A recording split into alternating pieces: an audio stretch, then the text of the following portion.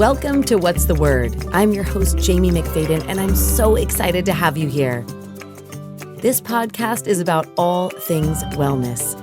Each week, we will focus on a word of the day, and I interview some of the most inspirational people I know and share that inspiration with you.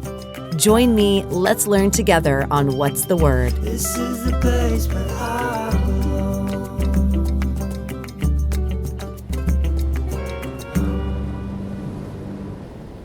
Hi, welcome to What's the Word? I'm your host, Jaime McFaden, and I am so excited for today's episode. Today we have someone that I look up to in so many ways. She is a major inspiration for me. She's the CEO and founder of my newest favorite yoga platform, the House of Phoenix. She's got her own podcast called Free Cookies, which is also really awesome and super full of humor and so many good guests.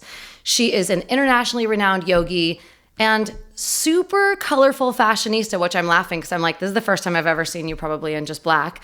And overall, just incredible human being. So I'm going to give it up, a big welcome to Kathryn Budig. Kathryn, thank you so much for being here. It's so great to meet you. Thanks for the intro, Jaime. It's great to be here. Yeah.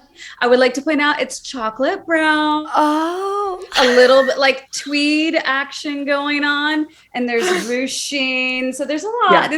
It's just a moodier fashion. It is. I love it. And with the hair, I'm like, okay, yes, love it so very much. Yeah, you remind me so many times when I look at your outfits when I'm doing yoga practice with you, I'm like, oh my gosh, I feel like I'm channeling like how I would want to dress now that I used to dress as like a teenager, like bright colors and so many fun things that, so we're going to get into that at some point today because I do want to ask you about that. But because it's What's the Word and we're going to focus on the word of the day, you chose the word default, which by definition is a setting that's automatic, someone's normal behavior and or reaction. So let's just dive right in. And I just want to know from you, why did you choose that word and what does it mean to you? Yeah, it's so multifaceted to me. And it's something that I just find so fascinating because something that I teach often is this concept of the unconscious default mode. And basically think about it as where your mind goes the minute you stop thinking. It's exactly where you go when you stop focusing on something. And it's something that back in the day when I used to actually travel in person and do workshops, which is like back when I had to walk 10 miles to school, I would teach this workshop called Date Night. And it was the concept of trying to, self-love, whatever you want to call it, of trying to find some like a level ground with you and your body and how you view yourself. And I think it's one thing to just say like, love yourself. And the minute you love yourself, the pounds will come off or something like that. But it was like, no, let's actually look at the science of the mind.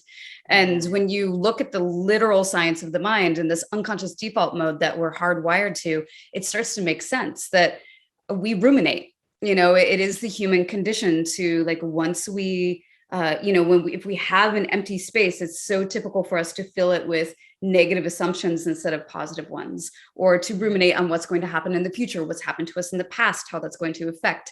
And if you have a spiritual practice, you understand that the past and present aren't even real, right?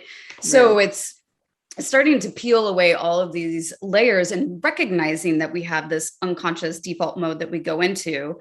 And some of the only ways to tame that and help that is one, through movement, right? So physical activity, whether it's whatever your modality is, martial arts, yoga, spin, whatever it is. And that's that high that I think we look for when we want to work out, because it's not just about, oh, my body will physically look better if I move it. It's the endorphins that it starts to create and that it clears out. In yoga, the Sanskrit is called Chitta Vritti Nirodha, and that means not literally, but literally, it's like the fluctuations that cloud your mind. And so when you move your body, you're sweeping out all of those distractions so you can get back to your center.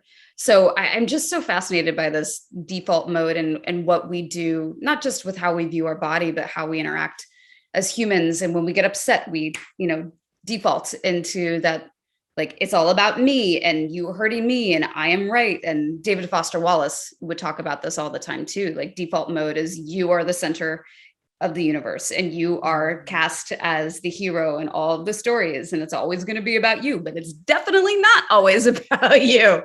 What? And I know. News break, newsflash. Can you believe it? Heard here first. So it's fascinating, and it's one of those things as a teacher, I'm constantly trying to do that self-study and spiritual practice and recognizing what my default modes are. And also the simplicity of when I feel sad, when I just have a day where I can't quite put my finger on why I don't feel well, knowing that sometimes the default mode is to be sad. And sometimes the default mode is to fall into a place of darkness, especially in the past couple of years. It's such an easy default mode to fall into.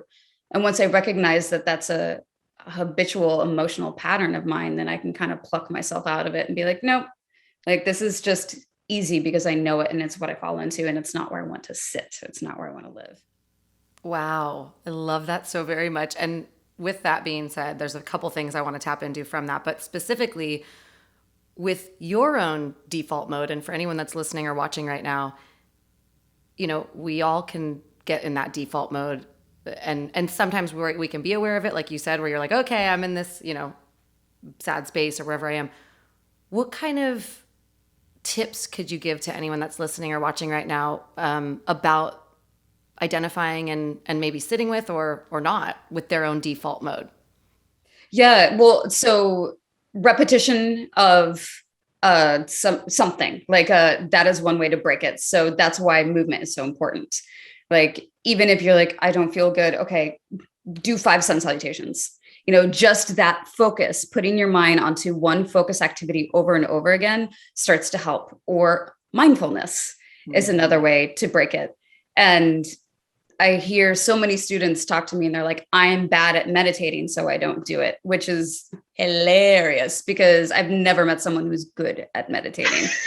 Like, anyone who tells you they're good at meditating is definitely at the center of their story. Let me tell you. Okay. So but these are the things that actually help us. So mindfulness, repetition to a task, to an act, which is movement. So yes, it seems like, wow, I've never heard that one before. Do yoga and meditate. But seriously, y'all, do yoga and meditate, or get on a spin bike, or even for me, getting outside in nature and the simplicity of moving my body on a walk and not looking at my phone and looking up and being in nature and just being curious again and not letting my mind be so swamped with the algorithm. I can't even say the word, and just that screen time that I feel my eyeballs directly frying and connecting to my brain that just melts inside. So getting outside is huge for me. I mean, nature is very much my church and a place where I can feel like take a full breath again. I agree. Yeah, I agree on that so much. And now I just want to ask you about that too. Because obviously you and I both know, and you had mentioned, I used to do workshops, it feels like ages ago, right? And like retreats and all these things that I'm like, oh, I miss it so much. At the same time, it's very fortunate that you and I can be, you're in, I think, New York, right? Or East Coast? Used to be. Actually, we're in Charleston, South Carolina. Oh, awesome. Okay, cool. Amazing. Yeah. Well, and I'm in California. So to be able to even just jump on a call and be on Zoom and do this, it's an incredible luxury, to say the least, that we have this ability and capability to do it. At the same time, I agree with you that we're so inundated with all of this that for me, getting out in nature is my number one way to break the kind of vicious cycle of this. So for you, how do you manage, because you run a business online, you film a ton of content, you've been on multiple platforms, you have a podcast, you are someone that because you're, I feel, so honest, open, relatable, and vulnerable, that you've commented back, you write to people, you respond to people, you talk to your community, like you are really leading by example. And I'm certain that takes a heck of a lot of your energy and time. So I'm curious, because my goal in this whole podcast is helping people find these little snippets of self-care, however it is. It doesn't have to be the bubble bath and massage. But you had mentioned going out in nature. You had mentioned spirituality. And I would love for you to just kind of dive into how those things relate to your own self-care, living in this hustle, bustle, busy world where you're still able to be like zen, mindful, and not full of that. Well, reading is huge for me. And anyone who knows me, well, I mean, you can Book even club. see like Yeah. my background here. I love to read, and I love nonfiction and fiction, but my book club, The Inky Phoenix, primarily focuses on fiction that has some component of magic to it. That being said, Untamed by Glennon Doyle was a pick because that is definitely magical, so I mean, the definition can be loose, but to me, taking the time to, if I can get outside and like lie in the sun and get my vitamin D and read my book, and not read something that is necessarily going to help fuel a class or something that's related to work, but just a book that is a story and a world that I can escape into and spend that time there is massive for me personally. And some people find that in a TV show, right? I mean, it doesn't have to be the pages of the book or audiobooks. I know a lot of people who hate reading tangible books, but they love listening. Podcasts, right? Mm-hmm. This is such a prime example, going on a walk and feeding your brain with information. And sometimes you'll listen to a podcast and someone will say one thing on that podcast where you're like, oh my God. And it just lights up your mind. And then you have something to fuel you and motivate you moving forward. And then, there's just lots of nothing new, but cooking is huge for me, being in the kitchen and like going to the grocery store and picking out the food and then cutting it up and cooking it and seasoning it and presenting it. And that whole process for me is incredibly cathartic. And I think it's just finding, and it's the default mode again, because, it's Wednesday when we're recording this right now. And this is a day when I don't go live. And it's very hard for me on this off day to not be like, okay, this is a day where I can take advantage of it and I can plan new classes and I can research and I can like get all this stuff ready so I can relax instead of being like, oh, it's actually an off day. Why don't I just relax? So catching yourself in the moments where you're like, whoa, like bring it back, bring it back, bring it back. And surrounding yourself with people who remind you when it's like you're doing too much. I have a teeny tiny team for House of Phoenix, but Tess and Steven are unbelievable. And they're like, girl, you need to stop with the content for a second. And we're like, just teach a feel good flow for God's sakes. I'm like, okay. Like it doesn't need to be the most. All right. I know I'm already like a default class would be amazing. So I'm like, so, catching yourself when you're starting to trickle back into, yes, like my work is satisfying. It does bring me happiness, but it also exhausts me. So I need to find that balance of it exhausts me once I'm teaching. I'm sure you relate. It charges me. I feel it. I love my students. I love that connection, but it's a lot. That's part of the reason why I started doing the moon rituals, where I'm doing new moon and full moon rituals, because ritual is something that I've let slide in my life for a couple of years now. And I am doing those, even though sometimes when 7 p.m. rolls around, I'm like, oh my God, I have to go live. I'm holding myself accountable to do something that I know is important to me that I've let slide. So yes, maybe that's putting more work on my plate, but ultimately that is serving me. And I know it's something, and I've seen the way people are showing up for that. And it's showing me that as a community, as a whole, as a people, like we want ritual. And I think it's something that's lacking in modern day life. And a lot of people, if you talk about like the triple goddess and stuff, they're like, oh, that's heebie-jeebie. I don't understand it. And yet once they actually experience it and start thinking in that way, it's that same thing. It's earth magic to me. It's that connection.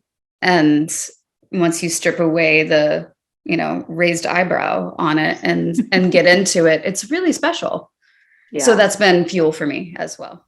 I love that. And you just brought up, so self-care by definition is like taking responsibility to do the things that we need to do, even if we're not in the mood or we don't want to, right? It's really taking that to enhance our own well-being in all areas of wellness, right? So you just said right there, you said even with your moon rituals, that that's something that is good for you, that you love. And even if you're like 7 o'clock rolls around, you're tired, it's almost like when someone doesn't really want to do the workout or like take that yoga practice, but nobody ever like, even if you just lay on the mat, or like I even saw someone the other day in the House of Phoenix said, I'm watching from bed. Does this still count as practice? And I was like, yes. In my mind, I'm like, yeah, because you're there.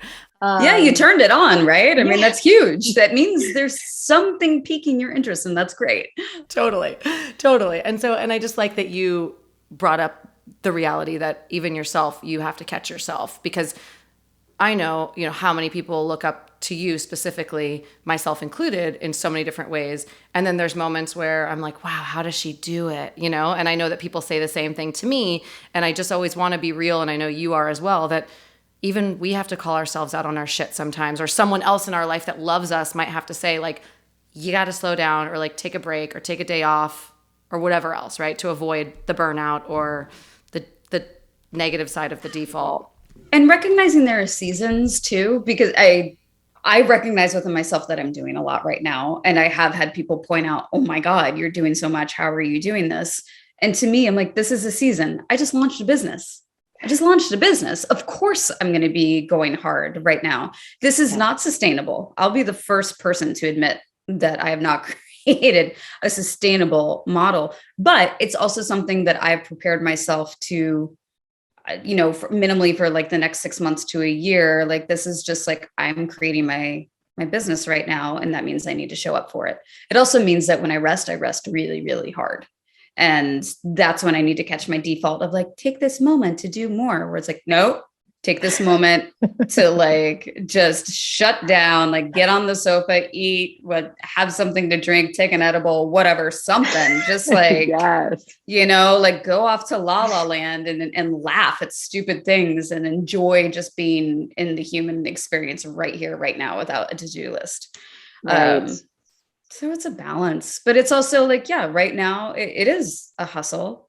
And, but I certainly don't want people to look at me and think that they need to be doing what I'm doing to be successful. Like I don't want anyone to think like I need to work harder to be better. You just have to work smarter. Right. And let's be realistic, to anyone that, whether they're new to following you or have been following you for years, it's not like you're an overnight sensation. Like, you've been doing this for a long time. You've been diligently putting in the work. Like, yeah, I mean, you and I both can attest that we were doing online stuff before online was a thing, right? Like, I remember filming DVDs with Jillian Michaels 10 years ago when there was no online stuff. So I know, and you were doing all, even the word DVD, they don't really do those anymore now, do they? My 4-year-old's like, what is this round thing? She's like throwing it. I was like, but at the same time, I love, you also tapped into, in the beginning of this conversation, spirituality. And I think that's spirituality and ritual. And I think that's something, specifically talking about self-care and specifically talking about, defaults and being honest with ourselves. Cause I think that's something, from what I see in your community, so many people turn to you,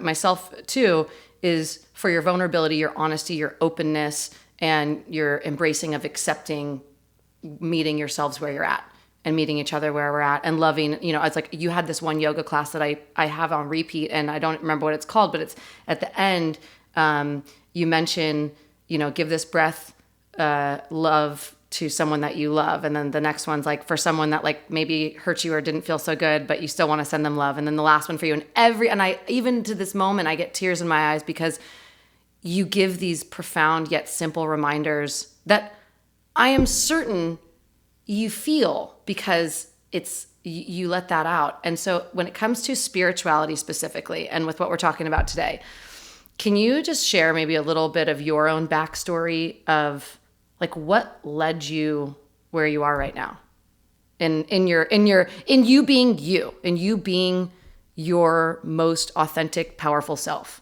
Like the spirituality component, or just as a person? Any of it, all of it. What does you want to give? Yeah, it's complicated because, and it's going to sound like I'm totally throwing my parents under the bus right now, but like I was not raised to be the person I turned into. And my parents raised me beautifully, but they didn't raise me to be spiritual or curious. My dad was a very, very successful man.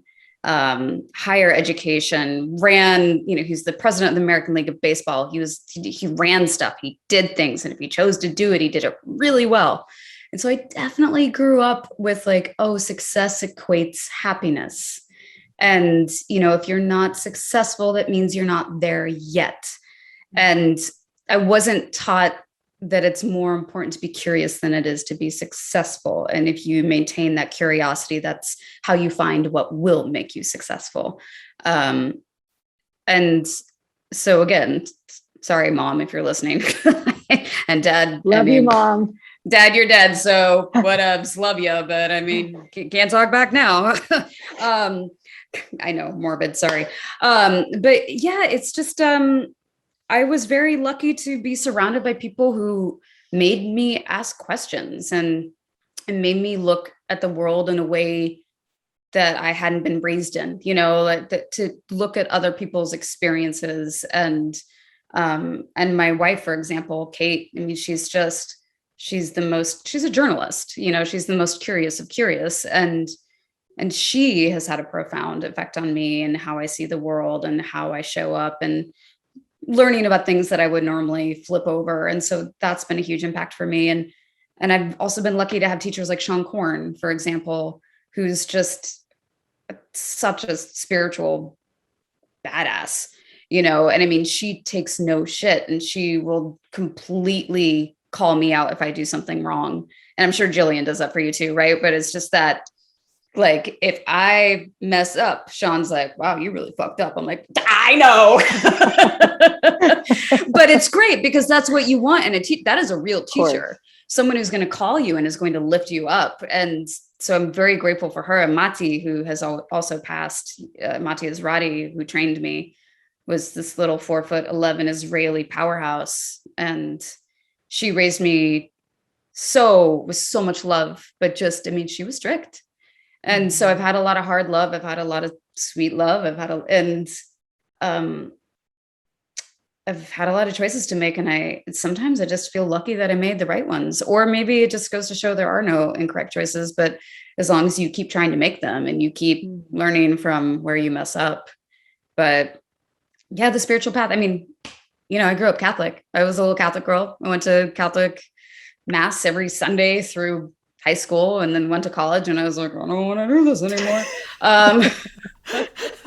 I grew up Greek Orthodox. I was baptized Greek Orthodox, went to Catholic school. So I didn't fit in either church because it was like, well, you're not really this and you're not really that. And I remember when I was a teenager, my best friend who's gay, I had said, well, why aren't they, like, they should be more welcomed in the church. I don't like this. And I remember in the Catholic church, they're like, we don't talk about, like, we're going to pray for them.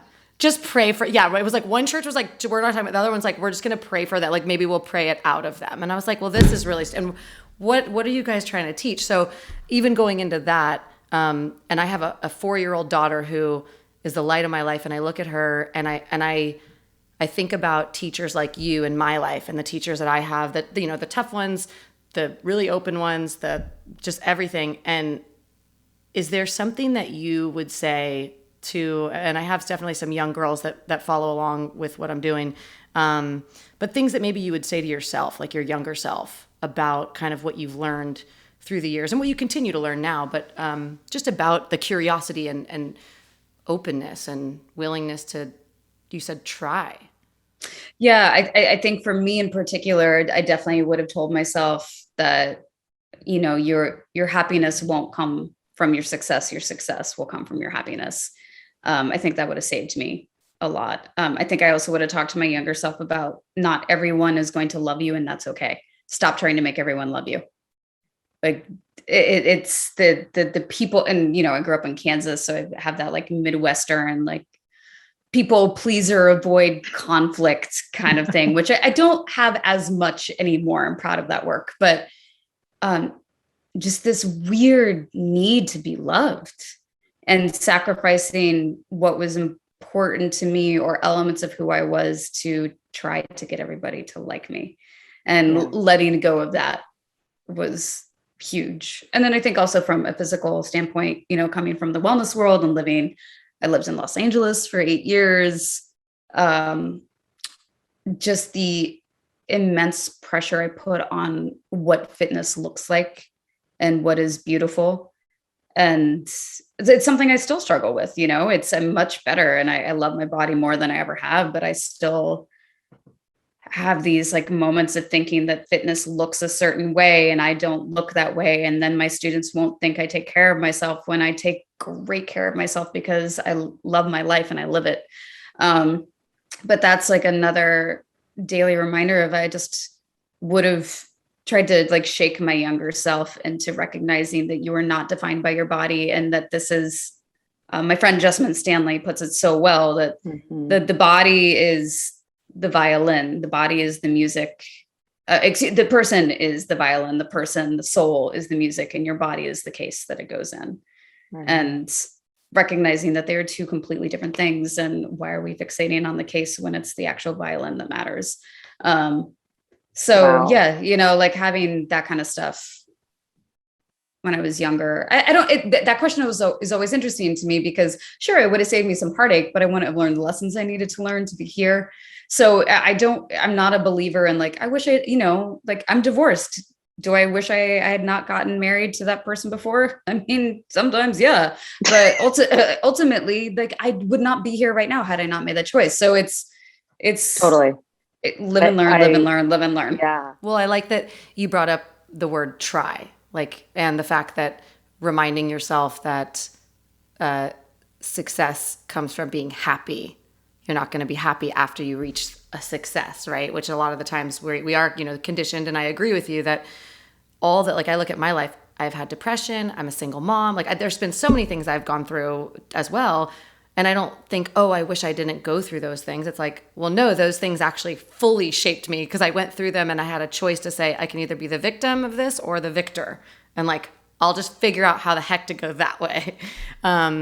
Right? Like the default sometimes, but I love that word because I think that sometimes it can creep in and automatically seem like it's a negative thing. But I also feel like sometimes the default maybe is a good thing that we have that, right? And the default of society too, the default of what we are raised on. Like, even if you go back to the Catholic Church, like you are raised to believe certain things. You are not raised to ask questions. You are raised to believe them. This is how it is. Why? Because it's how it is. And this is what you believe. And that's so much of the default of society and so many things. Like, why is this size body beautiful? Because that's what it is. And this is what media feeds us. Why does everyone want to go to college and make a lot of money and be a CEO in something? Because that's the way, so it's like, that's another default that I think is so dangerous, is just listening to the mainstream and nodding your head and thinking that's the way it is. It's not.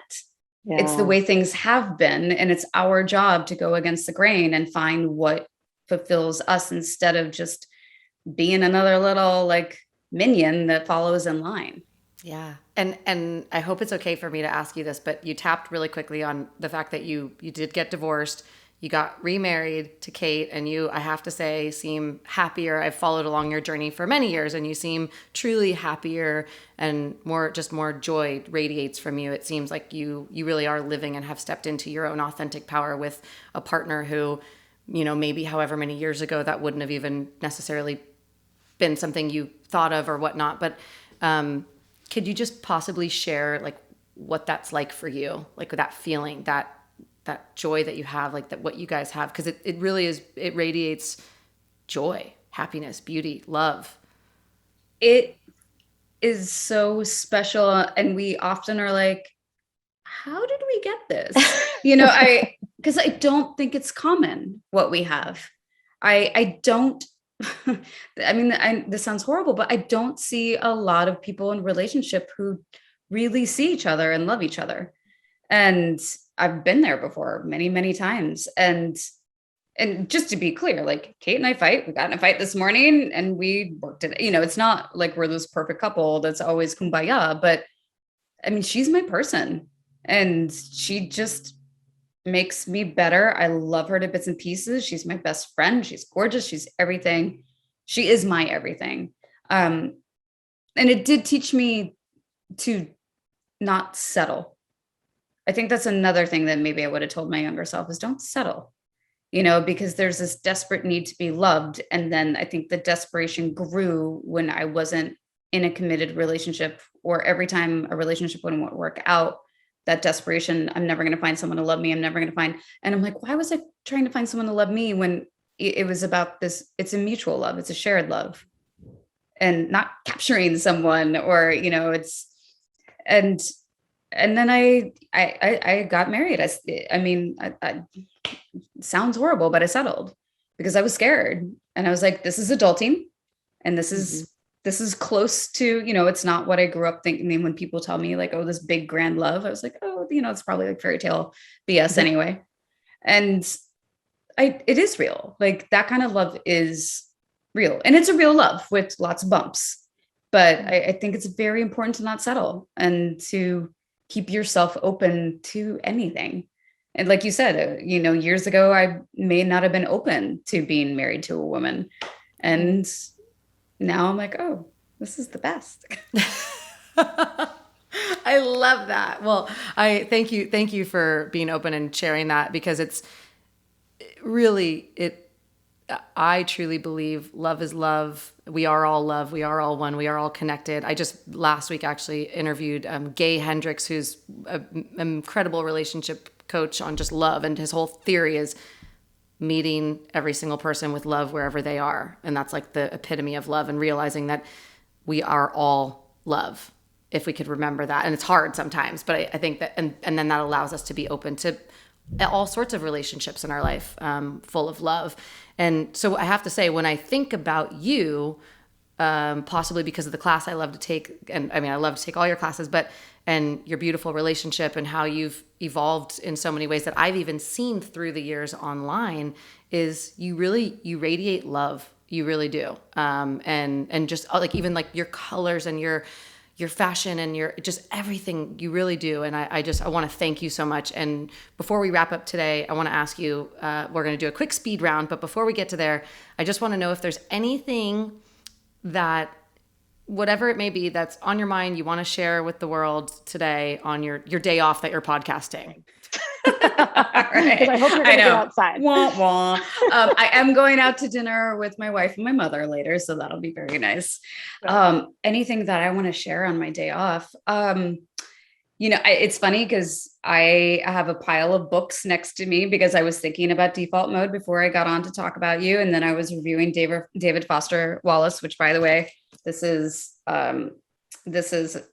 was a commencement speech that he gave, but it's called This Is Water, and it's little. You'll see, like, there's just little.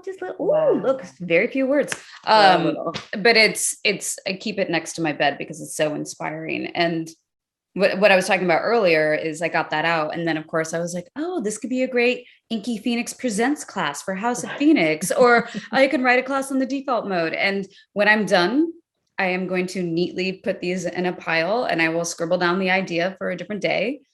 And then I'm going to go hang out with my wife and go have dinner with my mom and step away so I can rest this. So I think it just take time to rest. I know society, I think it's like trendy now. People are like, rest for you. But I'm like, I don't see people like really meaning it.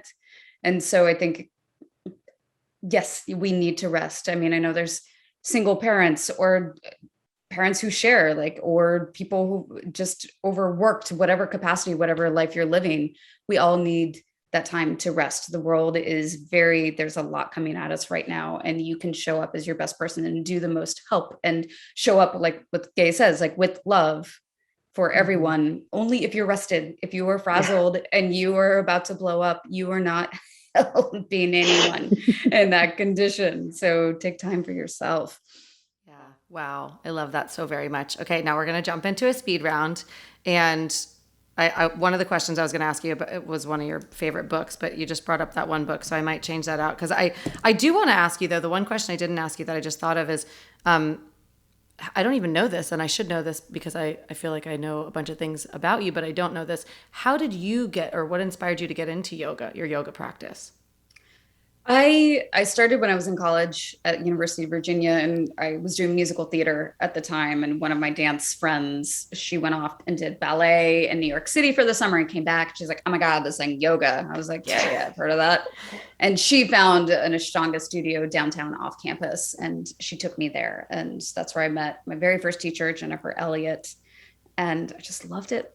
So it was like game over. It was like, well, I didn't know anything about it. I didn't know what Ashtanga was. I didn't know what series were. I just knew that after I took the class, I felt better and I looked forward to it. And I wanted to scramble up more money so I could afford to take more classes. And by the end of my time at Virginia, I decided to move to Los Angeles and learn to teach as I was going to pursue. I was still doing theater. So I was pursuing an acting career. And fortunately that flipped. Yeah. So it was very kind of I love accidental. that. Love that. That's beautiful. Okay. All right. So we're going to jump into this speed round. And clearly, obviously, by the way, your musical theater has paid off, right? Like you studying that. It's opened so many doors. Yeah. Totally. English literature and drama major. So I was child development, and then I changed to theater and radio, but I didn't know that this is what I would be. But here we are. Yeah, great. So here we go. There we go. College dollars. Okay, pizza or tacos? Oh, god damn, woman, that's hard. Pizza. Okay. Favorite alcohol? Campari. Okay. If you could have any superpower, what would it be? I would be able to fly. Okay. Love it. Least favorite workout move or yoga move pose? I mean, does running count? Is that? Yeah. Oh yeah. I feel like, okay, Jillian Michaels just said that too. She's like, running, this is awful. Yeah. Getting my heart rate up. But you do though. I mean, I some of your classes, I'm like, ooh, girl. Favorite yoga pose or exercise move? Ooh, I love a good double pigeon. Hippo. Yeah. Okay, love that. If you could travel anywhere right here, right now, where would you go? I would go over your shoulder to Santorini because it's one of my favorite places in the world. It's my happy place. Same. I have family out there, and I'm like, I miss Greece so much. Yeah, well, let's go. Let's go do a retreat out there. Can you plan one for like next year, please? Let's do a House of Phoenix retreat. I'll get the self-care. We've got my family over there that can host us. We're good. We'll chat. Done. Yeah. Okay, good. A favorite cookie? It's so okay. If it comes from like a processed box, an Oreo, because Oreos are unbelievable. Like no one can take that from me.